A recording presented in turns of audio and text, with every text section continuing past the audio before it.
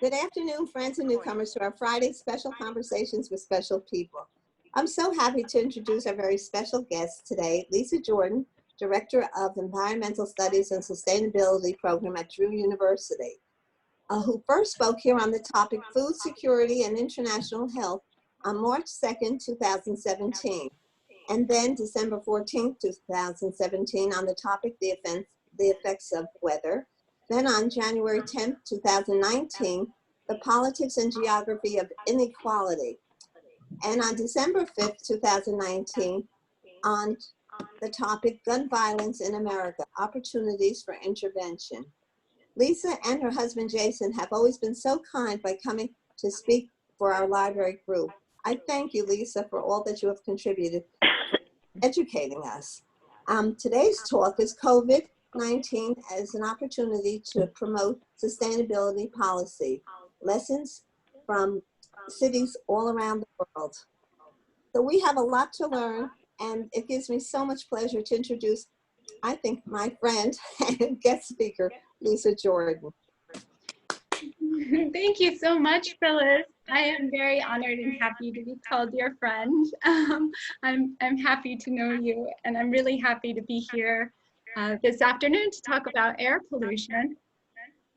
I also wanted to acknowledge Albert Tang, who is in the audience today. Albert is a co-author of mine on a book chapter we are writing, which is titled Exploring the Relative Efficacy of Multiple Communication Pathways that Link Changes in Air Pollution Exposure and COVID-19 to Promote Post-Pandemic Sustainability Policy. Albert Tang is a student at Milburn High School. He's captain of the fencing team, and he's writer for their school newspaper. So thank you to Albert for being here also and for contributing to the materials that I will be sharing with you today. So I'd like to read you parts of this book chapter that we're working on, and I certainly hope to keep it on the shorter side because I'm very eager to hear comments and questions related to this work and your own memories of experiences of air pollution. So the disruption of COVID-19 to business as usual has produced the opportunity for major transitions in economies and societies toward more sustainable livelihoods. Global air emissions declined substantially in the spring of 2020 in response to social distancing policies enacted worldwide. With environmental groups and public leaders backed by strong public opinion, are now proposing an infusion of sustainability goals with recovery efforts. An open letter from the global public health community to world leaders pointed to outdoor air pollution as a leading environmental health concern, potentially connected to disparities in COVID-19 risks that should be a key focus for sustainability policy moving forward. In a recent UK poll, it really showed that COVID-19 is shaping public opinion as we know it on environmental issues. The vast majority surveyed wanted the government to prioritize health and well-being over the economy. A YouGov poll revealed that only 9% of Britons wanted to return to normal after the crisis, with 51% observing cleaner air as a benefit of social distancing measures. A recent Pew survey report that came out this week found that 2/3 of Americans felt the federal government should act more aggressively to combat climate change. What I found particularly interesting about this report is on all proposed environmental policy changes, the majority of the population surveyed favored those environmental responses. So not only is public opinion changing, but our own behavior is changing as well. Look at us here on Zoom. Cycling is significantly increasing in many regions. Bicycle counts are up 100% in the US Southwest, and ridership in Philadelphia, Pennsylvania, and Arlington, Virginia trails has doubled. In Melbourne, ridership is up 79%, and bicycle counters saw increases all across Scotland. Use of bike shares increased by 150% in Beijing. These activities are encouraged in part by scholarship on the relationship between outdoor physical activity and health that is centuries old. Walking was described as medicine by Hippocrates, the father of Western medicine, from whom the Hippocratic Oath gets its name.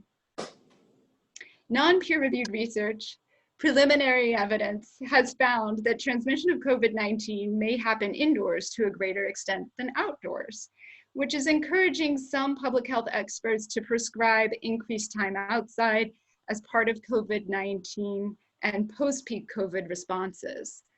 If you were watching the Today Show yesterday, they featured bicycle makers as one of the key industries that's hiring and can't seem to get enough inventory. We see similar results too with gardening and places that are nurseries and helping people become first-time gardeners. But as critics rightly point out, most communities plan to return to business as usual. And if this is the case, we can expect any environmental benefits from diminished fuel combustion to be quickly erased. Very large countries have taken the opportunity of COVID-19 to advance even more developmentally aggressive policies, including regulation rollbacks in the United States, deforestation in Brazil, and coal-based energy expansion in China. Scholars have also forecasted significant increases in traffic in major US cities as large numbers of users quit public transportation because they don't think it's safe. San Francisco, New York, and Los Angeles are expecting enormous increases in traffic congestion. However, this is also an opportunity for change. Jeanette Tzedek Khan, a former transportation commissioner for New York City and principal with Bloomberg Associates, is working with Milan and other cities on their transportation recovery programs. The pandemic challenges us, to quote her, but it also offers a once-in-a-lifetime chance to change course and repair the damage from a century of car-focused streets. She says, cities that seize this moment to reallocate space on their streets to make it easier for people to walk, bike, and take public transit will prosper after this pandemic and not simply recover from it.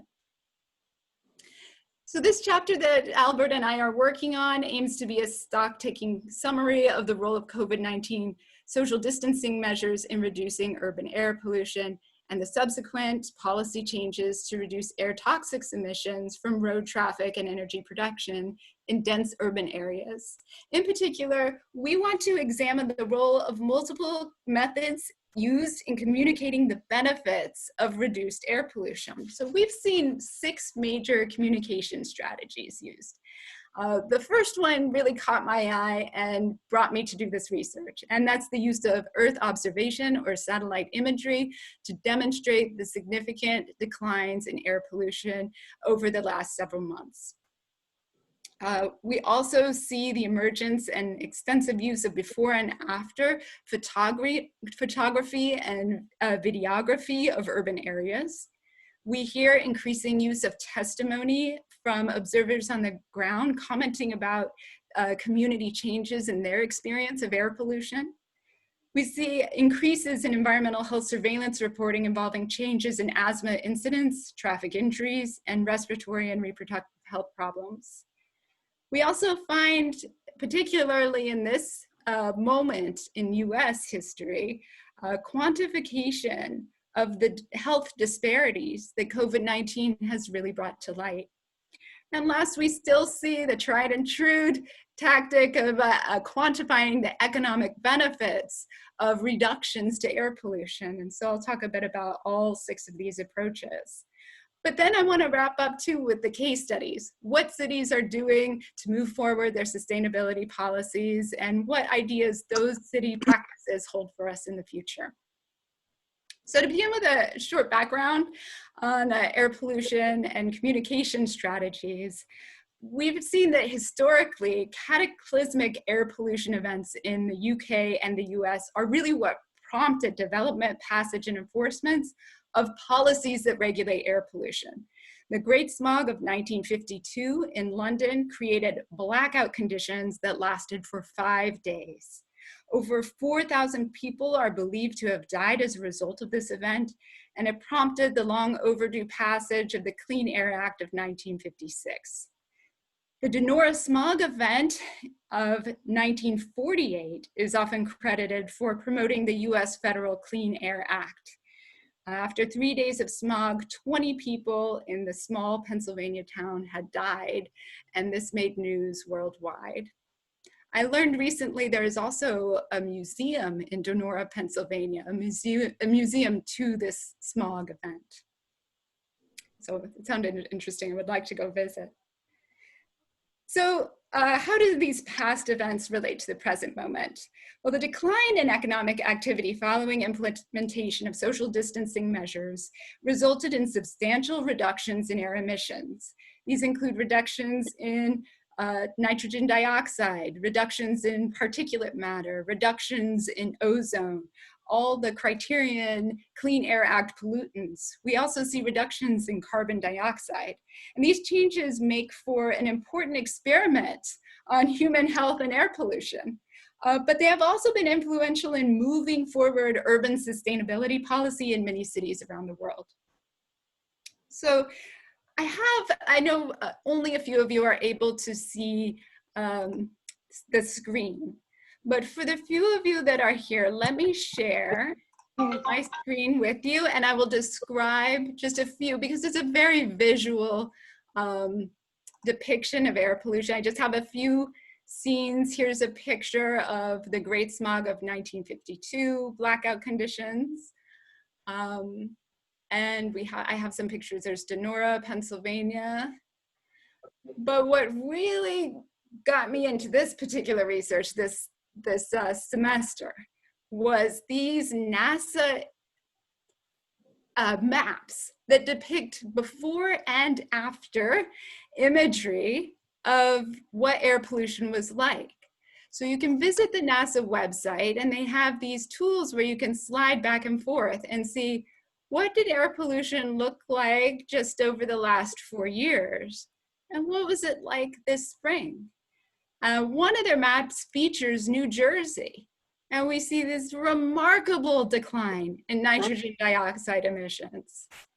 And I feel it's such a powerful visualization to take that satellite imagery and the derived measurements of nitrogen dioxide and to really put it to use to highlight those dramatic changes. And so NASA documented a 30% drop in air pollution over the Northeast. So in this Northeast seaboard area, we see really enormous declines. But I also started seeing similar kinds of reports pop up that looked at those kind of data sets for all around the world. There is a European satellite called Sentinel that has beautiful high-resolution imagery and a sensor for nitrogen dioxide on it. And the data from that satellite has been used to produce really incredible global maps of declines in nitrogen dioxide. So a few months ago, National Geographic published an article that included a map that shows East Asia, Europe, North Africa, and you see these blue indicates decreases in nitrogen dioxide, and you see right around Wuhan, eastern part of China, big blue splotches of decreasing pollution. You see it all over India, decreases in nitrogen dioxide. And studies also explored with the same data set those kind of changes happening in the US as well. Los Angeles is famous for air pollution, saw between 2019 and 2020, over the months, March, 33% decline in air pollution. That's a lot. 19% decline in Seattle. So this also looking at nitrogen dioxide. And another one that I was particularly struck by was the imagery to explore declines in air pollution over Milan. And the Washington Post put together a visual of 7 days aggregate. Oops, it's giving me a subscription thing. But it shows this remarkable decrease in air pollution over Milan. And Milan is one of the cities we see taking major steps to increase urban sustainability policy right now. So the lessons of this social distancing response have made people want to make changes that are more lasting, that allow us to live in more comfortable urban environments. And there's also one last chart I have that shows Paris, declines in Paris, also another city interested in exploring a new urban sustainability policy to capture and prolong these benefits that have been experienced in air pollution declines. So I will stop, let's share. And I can share those with you at another time, or if you watch the recording later, you can take a look at these, or certainly welcome to email me and I can send you the links to those resources. But for me, what really struck me was the visual cues and seeing those major declines in air pollution all around the world. In addition to satellite observations, there are also large networks of air pollution sensors within cities. And Albert found the example from the New York City Department of Health and the Department of Environmental Conservation that took advantage of real-time air quality monitors to show localized reductions in air pollutants as a result of less traffic congestion. We saw similar tactics used as well by NPR reporters who used the EPA air quality monitoring data of criterion pollutants. And what they highlighted was that in many areas of the United States, there were reductions, and those reductions were significant, but they might not be as much as you expect. And so what they highlighted was in Los Angeles, the role of trucks and buses and air emissions demonstrated that anticipated reductions in air pollution because of COVID-19 distancing, while noticeable, they were not as substantial as you might have guessed, because it was really those big buses and trucks that were still in operation for logistics that were contributing to traffic sources of air pollution. Also in Houston, despite declines in traffic by 40%, ozone declined 11%. And that's because emissions from refineries continued to make up a major component of overall air pollutants. Also in Pittsburgh, coal burning kept COVID-19 related declines in emissions smaller than in other regions.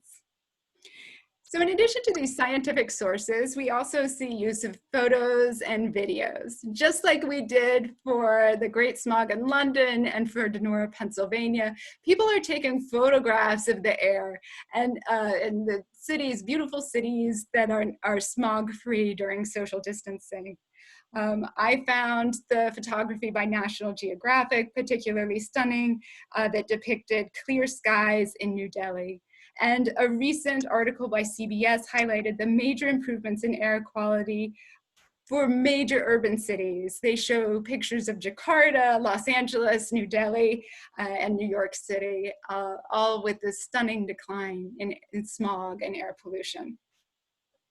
Testimonies have always been part of the record then, I suppose, even before we had photographs, but we see them and hear them today, and I hope to get a chance to hear your own experiences in a moment.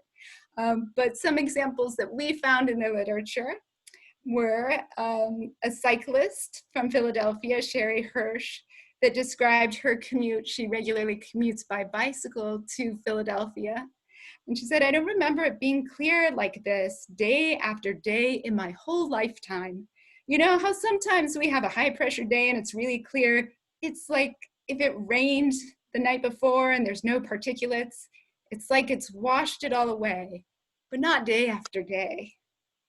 In France, residents have reported similar improvements in air quality. A French photographer, William Daniels, described, as I've roamed Paris, I've noticed that the air is much fresher, there's less pollution. And one day when I was shooting at a main entrance in one of the biggest commercial malls in Europe, I heard birds singing. I never realized that there were birds of all places. It gave me hope. So we see lots of testimony about the benefits of air pollution coming to light.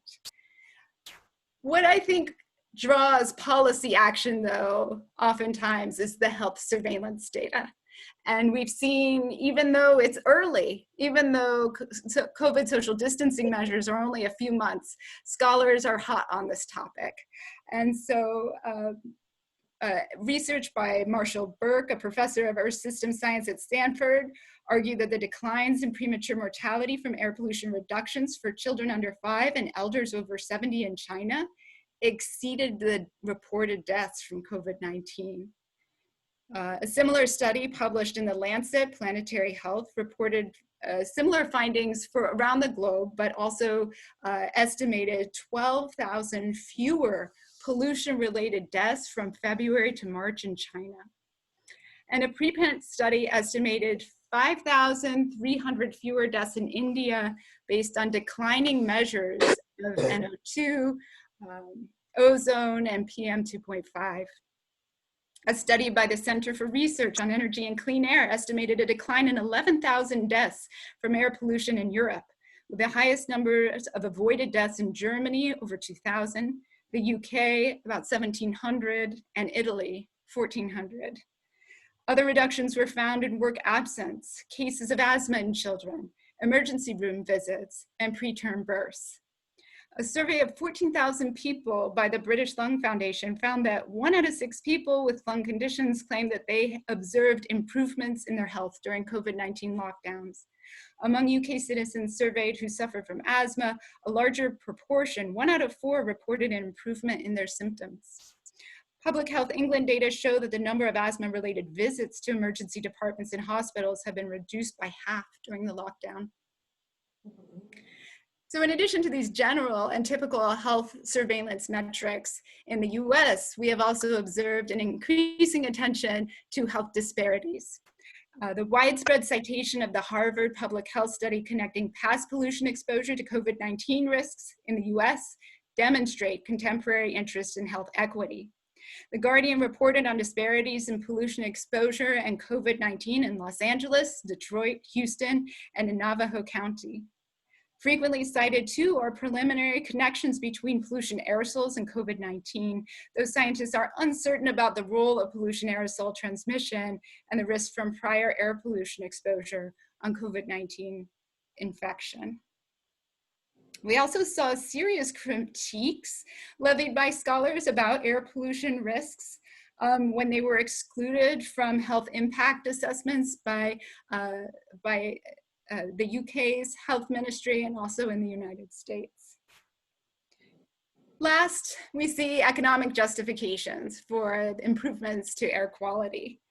Some groups have argued that renewable energy provides an opportunity to drive economic recovery as a post-COVID-19 strategy. A survey of senior officials in central banks worldwide revealed that most experts believe that rescue packages that benefit the climate are more likely than neutral or brown policy interventions to help the economy. So we have central bankers from around the world stating that they believe environmentally friendly policies are also now the most economically promising policies moving forward. So what are the cities doing? So initial motivations for city closures, city street closures, involves opening up additional urban access to walkable spaces, as was certainly the case around here in New York City. I think one of the most highlighted cities for their changes is Milan. In Milan, city officials are implementing a rapid expansion of pedestrian and cycling paths throughout the city, transforming 35 kilometers of streets during this summer to bicycling lanes and pedestrian-only streets. London has also been a major source for urban sustainability policy and a source of inspiration around the world. The UK announced emergency funding for active travel infrastructure to promote walking and cycling, including planning for a bike tube with an above ground network of paths that would follow the transit system. Sadiq Khan, the mayor of London, plans to create, quote, one of the largest car-free zones in any capital city in the world. And key changes in London include designation of streets for walkers and buses only, and include the Waterloo and London bridges, which would permit buses. Bogota, Colombia stands out, and I can recommend the wonderful documentary Urbanized, which does a lovely job exploring urban sustainability policy around the world. But they have a long history of their bike-friendly practices, and the COVID-19 response is no different. 80 kilometers of, quote, emergency bike lanes will remain in place after the pandemic, according to the mayor. In Berlin, they have been working to maintain what they call post-pop-up lanes, or pop-up lanes after the pandemic. And I read a journalist's report that it can take up to a decade to create a new bike lane in Germany. There is so much negotiation and permitting over urban design. It's really hard to move forward on developing pedestrian and bicycle paths. The COVID-19 experience has accelerated that process because they put in experimental lanes, and in many cases, they hope to keep them. Yeah, they're looking to keep up 14 miles of pop-up bike lanes separating from car lanes by traffic beacons. And they're looking to, this argues that one of the reasons they feel this transition will be effective is that city officials have argued that a large number, in fact, an increasing number of Berliners, 43%, have no car, and that bicycles will help lessen the burden on the public transit systems. You see big changes happening by one of the youngest mayors around the world, who is in Athens, who's proposed the development of a 4-mile grand walkway to connect archaeological sites with traffic bans in the areas by the Acropolis. And according to the mayor, the goal is to liberate public spaces from cars and give it to people who want to walk and enjoy the city. Athens will be cleaner, greener, and better lit. In Brussels, even in Brussels, which is famous for being car-centric, it was a city built for commuters, and the government still subsidizes car dependence for their employees. But planners are creating 25 miles of bicycle lanes, and some of the busiest areas of the city center are under negotiation for changes to convert the roadways to pedestrian pathways. There are other places around the world that are also working. There's some talk of similar planning in New York City here, in Chicago, in Oakland, California. The same thing. We're opening up these roads for restaurants to expand or for people to walk. Maybe we can keep them closed from cars. That's the idea. We see temporary plans currently to improve pedestrian and cycling mobility in Budapest, in Paris, and in Dublin. And cities are exploring cycling incentives. Paris and Rome will now pay you to buy a bicycle. Paris saw a 70% decline in nitrous oxides in early 2020. Major urban design changes are a central part of the current mayoral elections in Paris, with Anne Hidalgo releasing a, quote, manifesto for Paris during her re-election campaign. So her election is up next week. And this will involve large expansions to the pedestrian and cycling lanes. So how sustainability policy will move forward remains a key question. Some have begun to argue that the pandemic has expedited the way to peak carbon dioxide emissions. A crash in oil prices currently has elevated the cost of coal power production, causing plants in the United States to close. Declines in coal use in India led to declines in carbon emissions for the first time in India in 37 years. However, in the US, COVID-19 policy responses were problematized for their connections to fossil fuel subsidies, and the Bank of England was criticized for bailing out oil companies as part of coronavirus stimulus. Major changes to the auto industry are also anticipated, and there is some expectation that COVID-19 social transformation will open opportunities for a more swift transition to electric cars. But there are current concerns that COVID-19 experiences will also produce a justification for suburban sprawl. Others argue that slow responses and inequality, not density, are responsible for the high rates of infection in New York City. So globally, outdoor air pollution contributes to over 4 million premature deaths annually. While air pollution in Europe and North America has declined, levels in many regions remain consistently high. Unfortunately, evidence points to a return to business as usual as rapid declines of both carbon emissions are erased. Global emissions for June show declines of only 5% compared with 2019, as opposed to the greater values we saw earlier.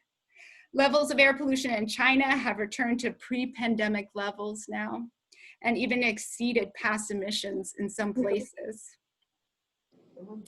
COVID-19 responses are having a political and environmental impact.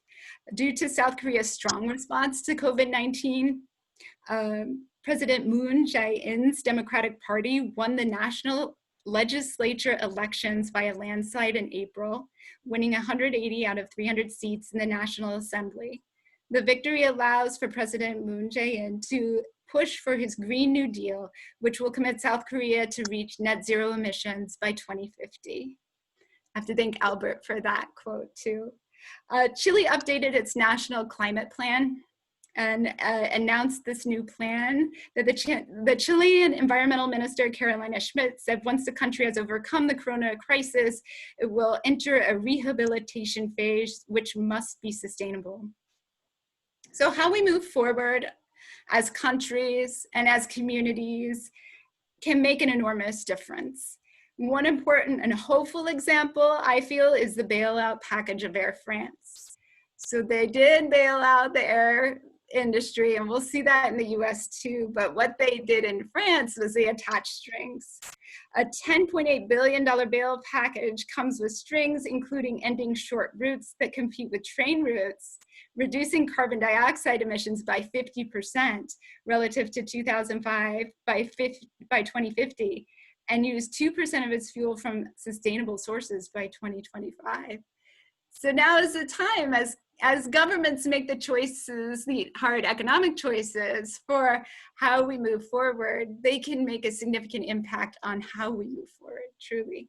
So in terms of moving forward, what Albert and I hope to finish this summer in this book chapter is we want to explore the communication strategies that environmental justice, mainstream environmental organizations, and youth organizations are using to help inform communities about air pollution, COVID-19, and the connections between the two. I anticipate this type of original research will reveal that community organizations are important in influencing both local and global media coverage. And so I look forward to those findings, and I'm happy to share those with you once we finish the chapter later this month. So thank you so much all for listening. Oh, I can't tell you how fascinating and informative you were. And Albert, I'd like to see him on the screen. I want to say thank you to Albert too. How did you find the two of you? How did you get together? Well, I can speak up for Albert.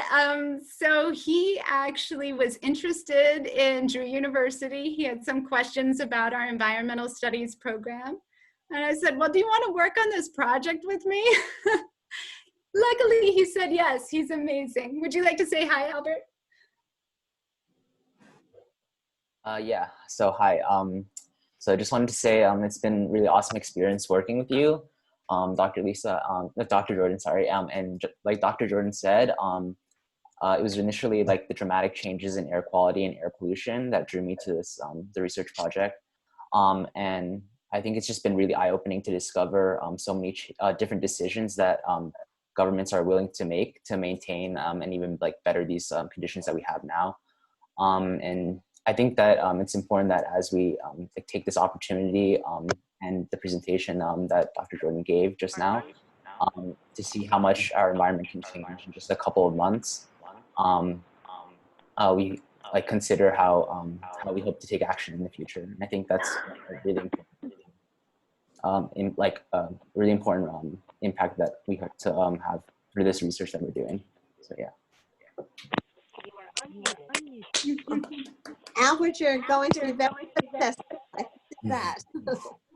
And Lisa, it's a pleasure to have you. And you had so much to tell us, and it was all fascinating. And I also other people would like to question you, so I'll let them have it too. Mike, can you open it up to everyone? We are open. Yes, people can unmute themselves if they want. I just want to say for the people who were not seeing the visuals, that all the air pollution videos that, graphics we were looking at were like seeing a chalk sidewalk painting that was really intense with color that then got rained on and got completely muted out. So that was the best description I could think of while I was looking at the graphics. So just a nice way to think about how much of that was which particular chemical? Nitrogen dioxide. Nitrogen dioxide. I know that the nitrogen part, and I was like, is it dioxide? Okay, thank you. So yeah, just got muted out. It's really, I love visuals, so I want to describe that to people who didn't see it. Yeah, I really enjoyed the charts and the maps and visuals. It's really great.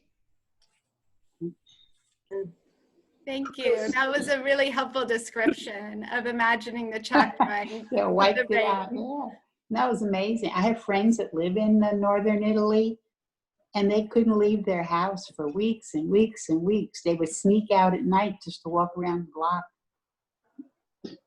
Now things have eased up somewhat. So I have a question, which is not your area of expertise, but since it's related, I would guess you have at least an impression.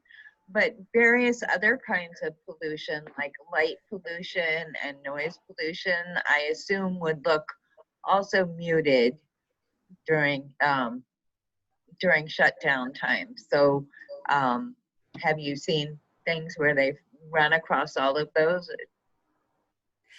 That is a fascinating question. I bet we will see those. There is a different satellite that observes Earth at night that is often used to estimate population numbers and also energy use. So we will see those declines. It's also used to study light pollution. I haven't seen them yet. That's a wonderful question. Noise pollution is fascinating too. With traffic is a major source of noise pollution. I rarely see that metric on a chart.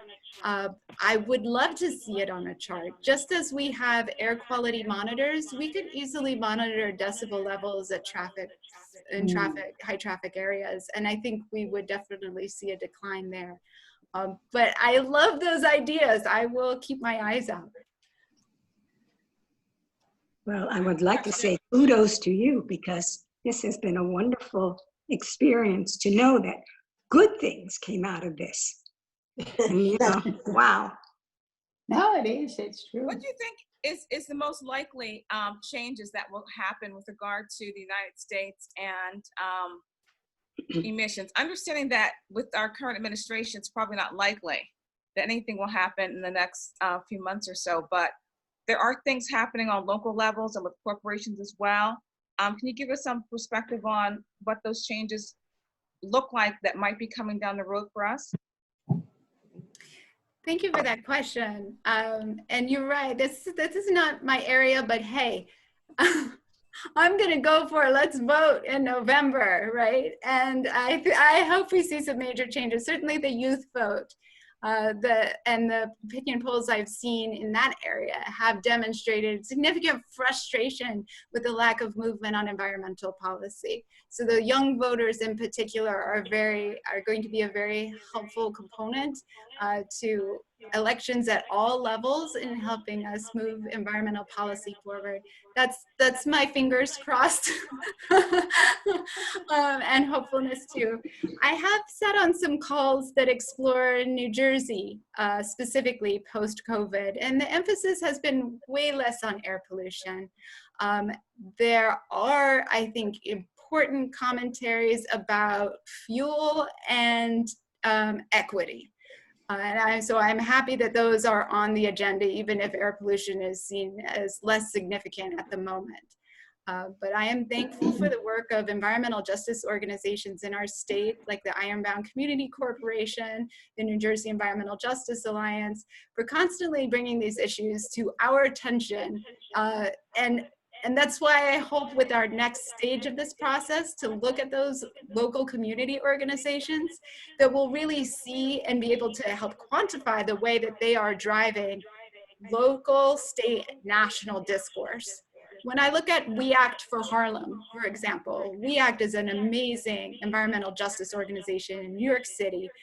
Peggy Shepard is their executive director. When I see their webpage, I see how she is driving almost the global journalism. The Guardian is reporting on her work. And it began as an organization concerned with air pollution related to the bus transit stations in Harlem. And so its origins were in air pollution. It continues to work on disparities in health issues. And so I really like to see that ground up approach. I see it as getting a lot more recognition today than what it had in the past. I would love to hear other folks chime in too, since it's all just crossing fingers. I have a question for Albert. I didn't hear in the beginning. Are you going? Are you still in Milburn High, or are you going on to college? Where? What's your? Yeah, so I'm currently a junior at Milburn High School. So I'm, okay. Yeah, so in 1 year I'll be applying. So. Good. All right. In the fall.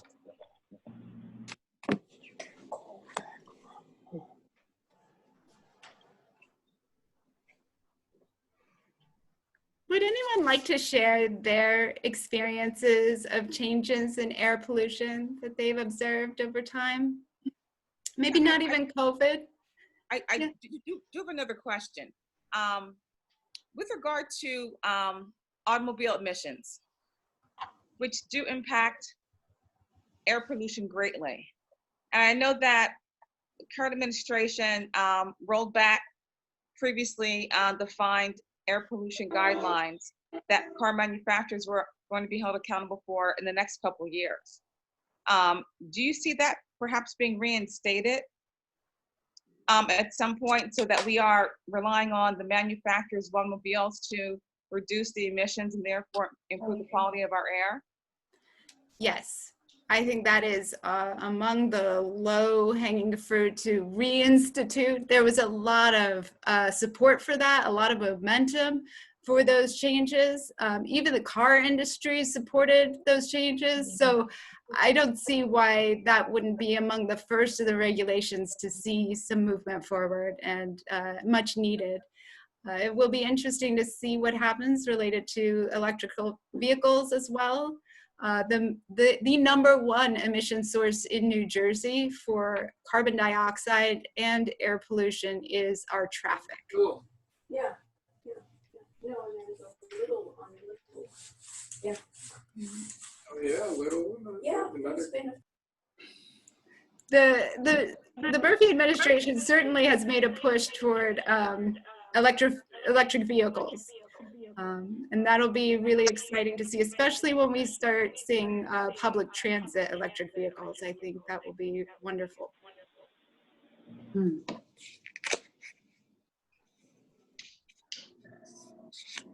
What about the hybrid vehicles, or as opposed to total? Is that what you're talking about? I was thinking of fully electric vehicles. Yeah, that's what I thought. Yeah, the hybrids. Subsidies, creating the charging infrastructure around the state to make it accessible for cars that are electric. Yeah. But hybrids are certainly an improvement. It's gonna make a big difference. She's cleaning the pollution out of her living room.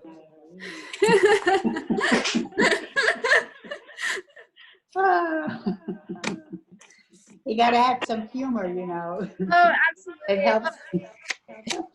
It's all relative, you know. My parents went to Carnegie Mellon in Pittsburgh. They met each other at school there in college, and they were there in the early 1970s. And they told me and my sister growing up, they remember the orange skies of the steel mills.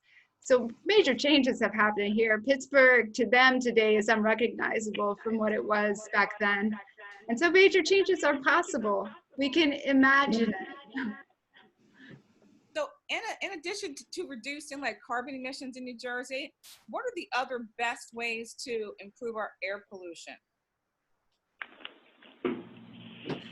So air pollution, the major sources are from traffic and also fuel combustion for energy.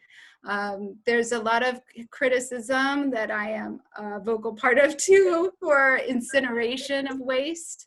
So there's incinerators in Newark and Camden that are major emitters of air pollution. We're looking at different fuel alternatives to coal. There's been, New Jersey has been a public health study site for reproductive health and the impact of coal on infant and child health and mortality. And that evidence is accumulating against those kinds of combustion. Oh, the fact that we have to use, bring our own bags instead of plastic bags in South Orange and Maplewood and a few other communities. It's not statewide yet, but that's cut down on pollution. Right. Plastics are made from petrochemicals. There's emissions in their production. And plastics overall as a waste stream are problematic. And we've learned a lot about that with COVID-19 too, which I did not address. It's really damaged recycling. We realized our recycling has become basically exporting of trash from America. And that's not a viable, sustainable way to move forward. No. So a lot of those systems are getting under close scrutiny. And the alternative for that is some people are describing as zero waste, where how can we just reuse things again? Why make materials that are just intended for only using one time? Water bottle, throw in the trash, fork, throw in the trash. You know, we gotta stop that. That's ground and water pollution as well. That goes straight into the landfill. And it's, you know, there's better ways to do things. I think we're really seeing that. I'm guessing there's air pollution generated by recycling facilities, and is that balanced into the formula of the worth of recycling, or in consideration of what materials don't make any sense to be used at all? This is an awesome question. This is a question that I think about a lot, and that is the life cycle of materials. And you think of all the materials we use that are in our everyday life, they came from somewhere, and they came from a long, complex process. So materials that end up in our plastic bag that we may use once first come from oil extraction, refining and processing, logistics and distribution, single use, then into municipal waste and into landfills, or perhaps burned in incinerators. And all these stages of the process are costly in terms of resources, money, and the pollution that they generate. And the challenge is that we call it in economics externalities, right? The price no one pays for something. This seems cheap. It seems cheap, but it's not actually cheap in terms of our livelihoods and well-being. And so is it calculated? Well, we're trying always to calculate it, and it's a constantly shifting, and it's different for different places. It's a complex calculation to make. But I love that you asked that question, because that's a question we need to ask.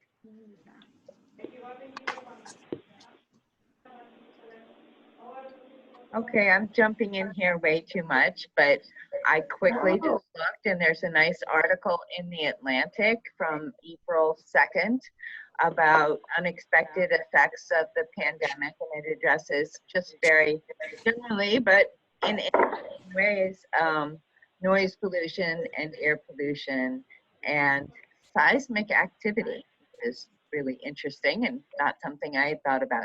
So I've just skimmed it, but anyway. Can you tell us more about the seismic activity? Yeah, seismic activity. Yeah, it actually says from her living room in London, she can feel the world around her growing quiet. So that's another measure. I mean, generally noise pollution is measured in decibels. So, and I never thought about it in terms of seismic activity.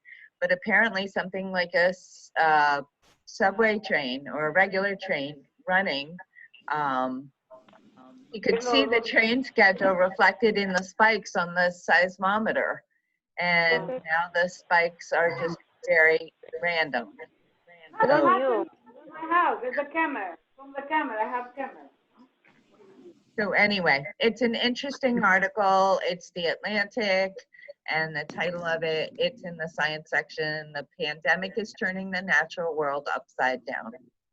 So there's, for those who like the idea that there's a positive to this, all the strange restrictions we're living under, that's a worthwhile thing to look at. And actually, if any of you want to be emailed a copy of the article, just, email librarian at, they'll send you a copy of it or a link to it or whatever you like.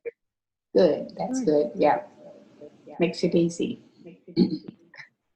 Thank you so much for sharing that. That is so fascinating. I talked about sensors, the satellite sensors and the air quality sensors, but I didn't think about seismic sensors. And so I'm really glad someone did take a look at that. Well, and the decibel thing too, which I saw a map that Germany had done, and I have a background in graphic design. I love the visuals of projects. And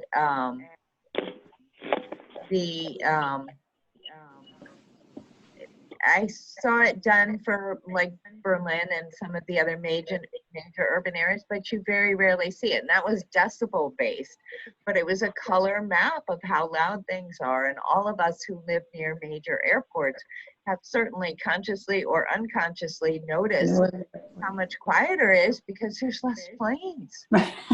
So yeah, that's true. Anyway, I'm done talking. Yeah, no planes. I love learning that from you and others here, the impact of the changes to our airports. Right. Yeah, that's true. Yeah, Newark Airport's really close and they used to fly all the time. Even on a local level, because all the stores and things close early, so there are fewer people walking around and music is not playing loud late at night. No, it's quieter. Except the garbage trucks still come early and make noise. And by praying, that's the post office side, right? Yeah, the post office trucks come, yeah. It's okay, it's all right. Don't forget, everybody, we have to do voting by mail.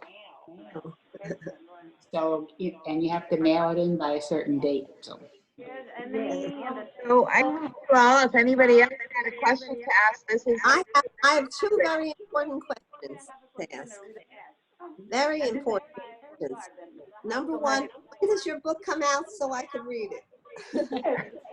That's number one.